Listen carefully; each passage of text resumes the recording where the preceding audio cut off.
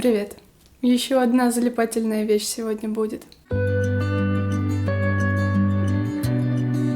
Резинарт, сайт Смола 2.0, прислал мне набор для этой техники на пробу, так что сегодня буду заниматься этим впервые, делая открытие вместе с вами. Первое, что хотелось бы отметить, это вопрос, можно ли использовать обычную ювелирную смолу для резинарта.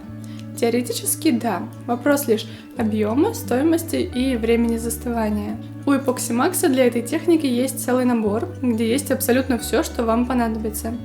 Смола, которая застывает за 8 часов, маленькая горелка для удаления пузырей, работает. Палочки и стаканчики для замешивания смолы, одноразовый фартук, перчатки, весы, причем с батарейками, набор красителей и, конечно же, сам холст для работы. И что еще классно, пленка, в которую упакована смола, довольно плотная, поэтому мы можем использовать и ее, как защитную пленку при работе. Холст нужно на чем-то разместить, чтобы смола при необходимости могла стекать по его краям. Дальше замешиваю смолу по инструкции, инструкция прилагается. Хорошо перемешиваю и разливаю по маленьким стаканчикам для окрашивания. Оставляю я и часть неокрашенной смолы, чтобы потом создавать разводы с наслоением цвета. И, естественно, для первого раза я решила посмотреть на все цвета. У меня сегодня не было цели создать великое произведение искусства. Мне хотелось попробовать, что к чему.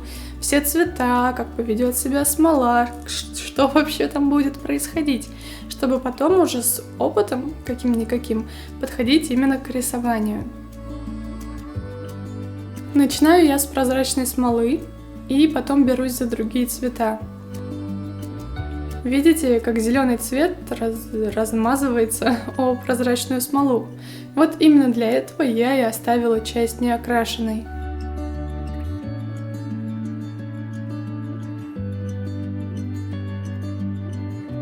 И я смотрела много видео с резинартом, о том, как рисуют разрезы камней, небо, море, мрамор, да чего там только не рисуют. Ну и, казалось бы, вперед делать, но я что-то растерялась. И я потом поняла, почему. Сначала, когда ты наливаешь смолу, это выглядит либо просто каплями, либо как будто это соус на тарелке. И даже когда ты меняешь положение холста, его плоскость, когда ты наклоняешь холст, это все, конечно, растекается и как-то вроде смешивается между собой, а вроде нет, а потом со временем все равно приобретает немного иную свою форму.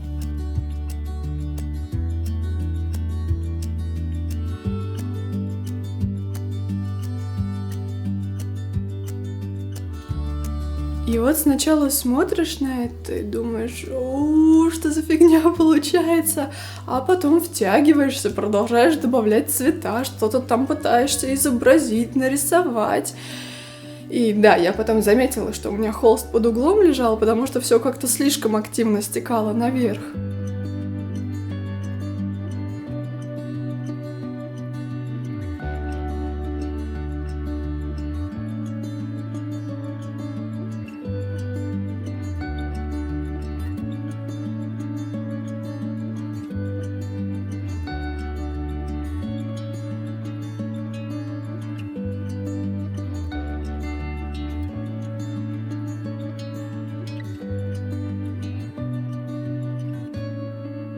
И, глядя на все это, потом понимаешь, что все не так уж и плохо.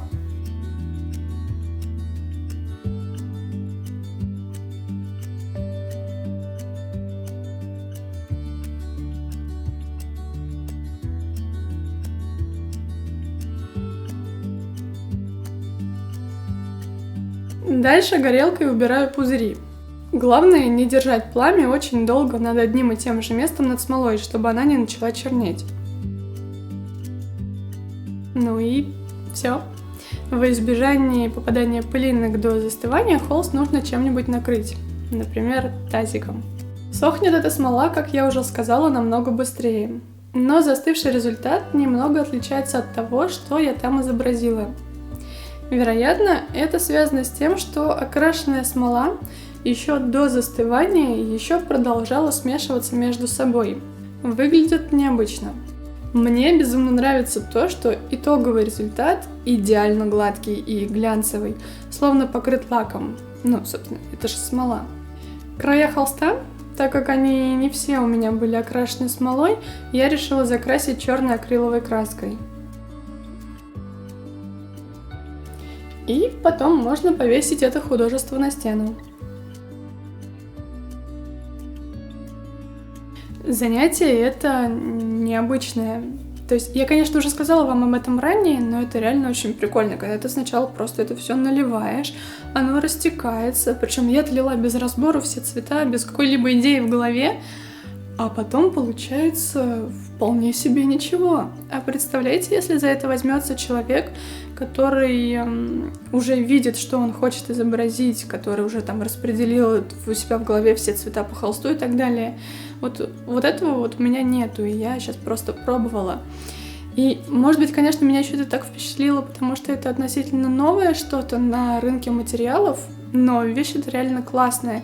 И мне кажется, что это станет отличным подарком для творческих людей, потому что в этом наборе, я говорю именно про набор, есть прям реально все для того, чтобы создать готовую картину, и не нужно ничего докупать. Плюс, что смола, что красители, что весы и горелка, они остаются, и эту смолу вполне можно использовать и для создания украшений, почему нет, и для резин-арта на каких-то более мелких штуках, или если человек рисующий, там купить еще один холст, или попробовать на другой поверхности, потому что всю смолу не использовать на этот холст, либо нужно делать это слоями, тогда это меня сейчас понесет.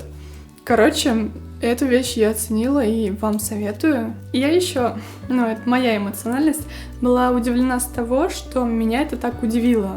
Да, вот так вот, потому что, казалось бы, просто наливаешь, да, а оно вот так вот, и тут плохо-то, по сути, получиться не может. Так что к этой технике я еще обязательно вернусь, и очень хочу задекорировать чехлы на телефоны. Надеюсь, это видео было для вас интересным и полезным. Я вас вот так вот люблю. Пока.